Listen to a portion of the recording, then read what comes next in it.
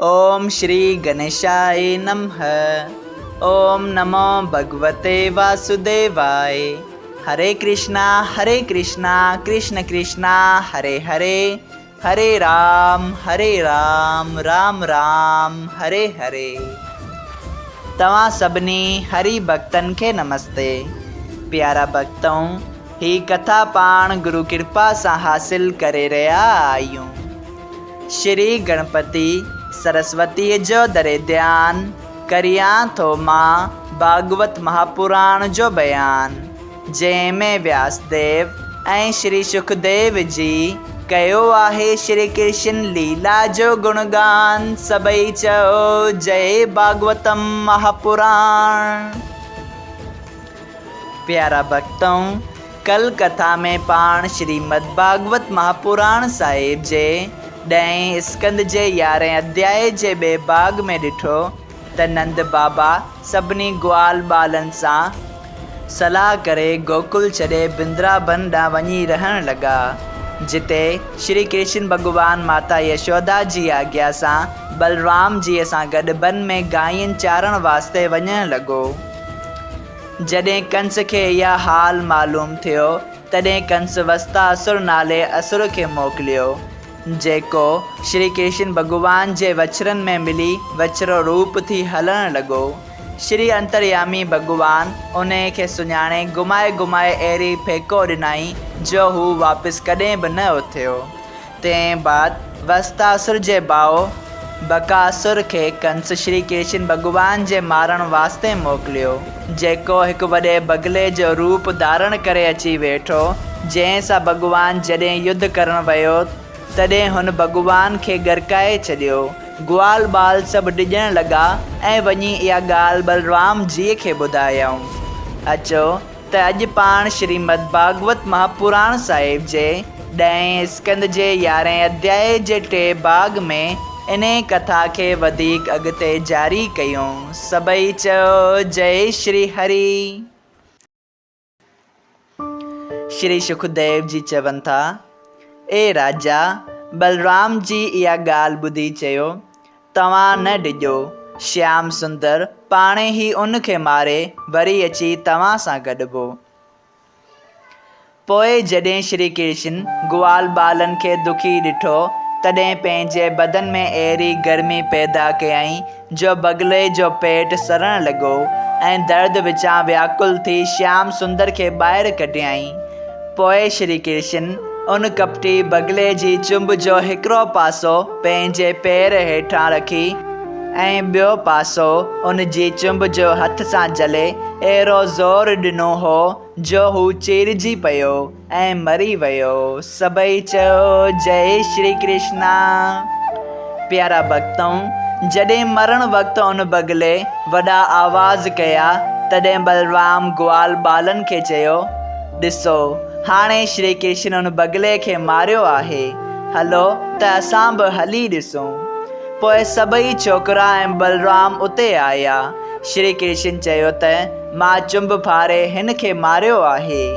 इहा ॻाल्हि ॿुधी सभई ग्वाल बाल परमेश्वर खे यादि करे चवण लॻा त अॼु श्री कृष्ण खे उन नारायण बचायो आहे ऐं टिनी लोकनि में हिन खे मारण वारो कोन्हे, छो जो जॾहिं खां ही पैदा थियो आहे तॾहिं खां केतिरा ई राक्षस हिन खे मारण आया, लेकिन हू पंहिंजी मौत पाण सां गॾु खणी विया।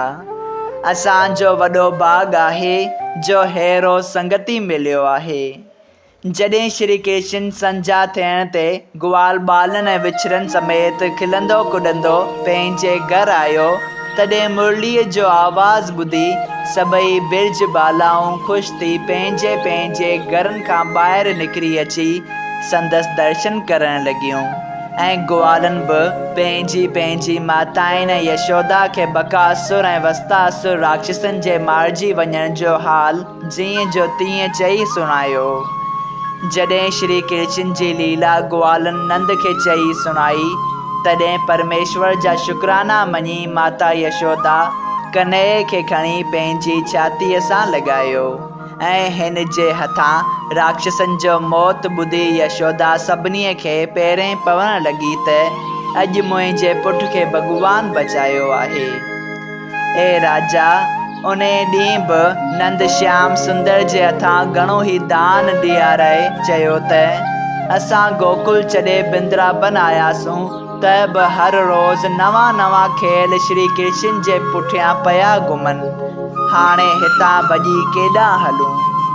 परमेश्वर जी कृपा थी जो श्याम सुंदर हिननि राक्षसनि खां बची वियो। यशोदा बि श्याम सुंदर खे सम्झाए चवण लॻी त पुट, तूं वन में न वेंदो कर, तुंहिंजे पुठियां घणा राक्षस लॻा रहनि था। तॾहिं श्याम सुंदर चवण लॻो, मूंखे ग्वाल बाल जंगल में अकेलो छॾे था ॾियनि। हाणे मां वछड़ा चारण कीन वेंदसि। तूं मूंखे चकी डोर घराए ॾे त मां शहर में वञी रांदि करियां।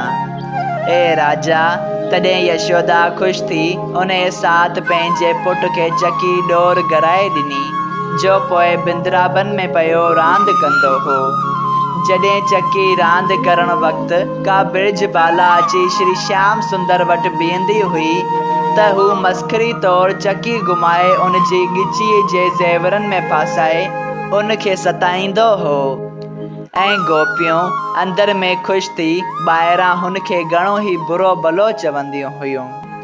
ऐं जॾहिं श्री कृष्ण कंहिं खां ॼमूं ऐं ॿेर वग़ैरह फल फूल वठी उन खे उन जे अयूज़ अन्न ॾींदो हो त उहो श्री कृष्ण जी महिमा सां मोती ऐं रतन थी पवंदो हो।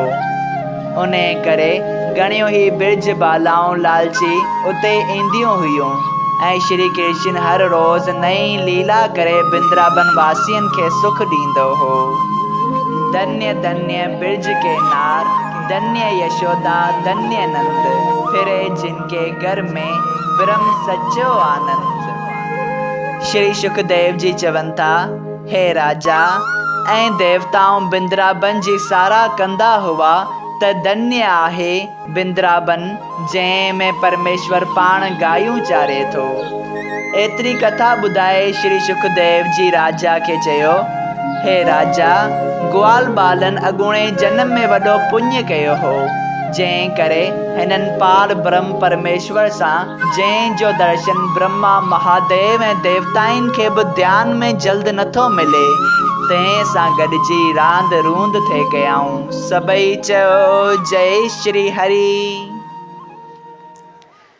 श्रीमद् भागवत महापुराण साहिब जे 10 स्कंद जो 11 अध्याय संपूर्ण थियो।